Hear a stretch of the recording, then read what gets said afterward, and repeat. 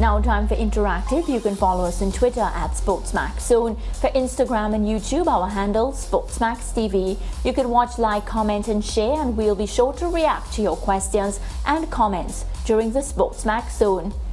We're at the 10th and final challenge in our La Liga promotion. Remember, you are not just vying for authentic La Liga jerseys and balls, which we give to the challenge winners, but you are trying to put yourself in a position to win the grand prize, which is an all-expense-paid trip for two to Spain. This week's final challenge is the easiest. It's called Guess the Player. See the hints in the caption and take a guess. Head over to the SportsMax social media pages now. Well, NBA Twitter has reacted to Game 7 of the NBA Eastern Conference Finals, where the Miami Heat trounced the Celtics 103-84 in Boston to take the series 4-3. Kevin O'Connor says, what a miraculous run by the Heat, beating a number 1 seed and then withstanding a strong comeback by the number 2 seed in the East Finals. Their toughest challenge is up next, but no matter the result, I'm amazed by Miami to be in this position to have a chance to win it all. Trae Young, Caleb Martin, hooping. John Frisella, it's all about heart and hustle with these Miami Heat. Mr. Subkick Partner, I'll say it again for the people in the back. We stay beating the odds. Finals, here we come. Hashtag Heat Culture. Neymar Jr., he's a basketball fan. MVP, Jimmy Butler. MVP, congratulations, brother. 4 left. Putty says, deserve. Dan Ingraham, impressive win. Well, as we said, very, very impressive stuff from the Miami Heat. I felt as if they took too long to get the job done. It's as if they just wanted to go down the difficult route. But I'm guilty of doing things like that myself, so they get a pass. You are? Yeah, like sometimes things can be done very easily for me, but I just choose to do the hard stuff. And I know better, but I still don't. What about y'all? Hello? Oh. No, listen, as it relates to the Miami Heat, brilliant performance last night. And Alistair said it about the confidence in the Miami Heat setup. And it brings me back to after Game 6, where Jimmy Butler essentially said, listen, I wasn't good enough in Game 6, and that's why we're in this position. But don't expect me to not be good enough in Game 7. I'm confident that we will go on and win this. And it showed last night. It showed from the first quarter all the way through. They were dominant in that performance, and you have to give them credit, because it's not always easy, Lance and Mariah, in sport when the momentum is against you to compose yourself and be able to put away your opponent. To be 3-0 up, get back level at 3-all the momentum with the Celtics, going back to Boston as well, and to turn up and play the way they did last night is a championship style performance from Miami Heat. And you just have to think to yourself, now they have what it takes to go on and win the NBA. As good as the Nuggets are, you really do have to give the Heat a really good shot to win it all. I just wonder what the bookmakers will be reading into what has happened in the past couple of weeks, because if Miami were being projected as getting into the final against the Denver Nuggets, they would have been underdogs, with Denver being huge favorites. I'm not sure, given what we've seen over the last 48 to 72 hours, that the odds are now swinging more favorably for Miami Heat. Not that they'll be favorites, but I think there is a general feeling now that the Miami Heat could probably go all the way, even though we didn't feel this way a month ago. Yeah, there's a fair factor that the Miami Heat has created now. It's as if nothing is impossible for them. You cannot take them for granted, and I think that's what we saw from that Miami Celtics series. Nothing is impossible, and it doesn't matter if they're having 3 bad games. They're going to fix it when it matters the most. And I think that's the biggest takeaway. That's the biggest lesson from this Miami Heat team. Yeah, that's for sure. Yeah, let's take some comments now from Monday's segment on Christopher Taylor and his anti-doping rule violation. So this is on our YouTube if you haven't checked it out yet. Lorraine Wilson says, thank you, Dr. Wright. Your explanation has brought a lot of clarity to my confused mind with respect to what transpired with Mr. Taylor. Track and field life. Yes, I've been saying this for years. They are not educating the athletes. Shakes my head. Natalie Johnson, either which way, this is just sad. Very sad.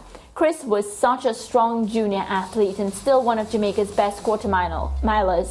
I'm very disappointed. Hope he gets less than 4 years. Eleanor Bell, wishing Chris all the best. Yeah, and let me just say that what Dr. Paul Wright was talking about, he's not saying that JATCO is not sensitizing the athletes at all. What he is saying is that there seems to be a situation where they are focused on the younger athletes, and he feels that they need to get involved more with the established athletes. It's almost as if they're having retraining exercises. And he thinks it should be continuous. Yes, so they should regularly have seminars for those athletes. And I completely agree with him, because it's needed, it's necessary.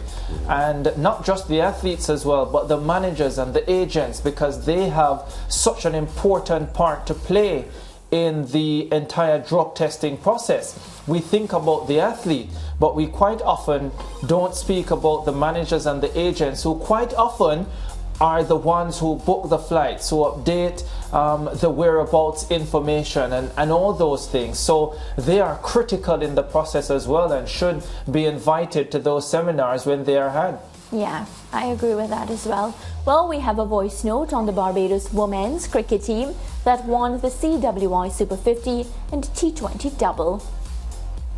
Yeah, man, I think it's a good look. I think the women should not be left out of anything. I think, you know, they are an integral part of what the sports world would like. Women can be very competitive, you know, and there are some men who cannot stand the competitiveness of a woman. In fact, that is what makes, you know, women, you know, different from men, you know.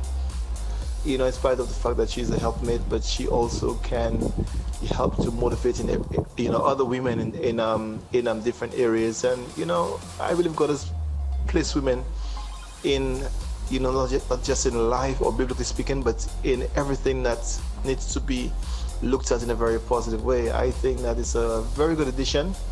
I think the rest of the Caribbean should really think of, you know, encouraging and empowering women to also take up sports and also family life. Without that, the two can work, you know what I'm saying? So, yeah, man, I think it's a good addition. Big West SportsMax, great question. I love it. And keep it coming, man. Blessings.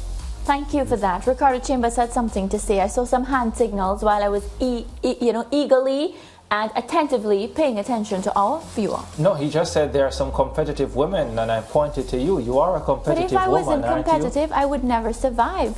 Any woman that sits in this spot has to be competitive, outgoing. They need to learn to have a thick skin. They need to have a hot mouth, as we would say. So that's my role. Did we lose last? So yeah, even if I always remember when I now started, I know the viewers know, I wouldn't even raise my voice. Now you don't get a chance, eh? Do you want a show to talk about it? No, I don't. Do you want a shoulder? In case you missed it. In case you missed it. And I think she has Hayley Matthews on this week. Yeah, I do. Can't wait to talk to her. Yeah. But yeah, congrats to the Barbados women. They've been brilliant, and you know, they've done it before. They've won the 50 over and the T20. So a cut above the rest.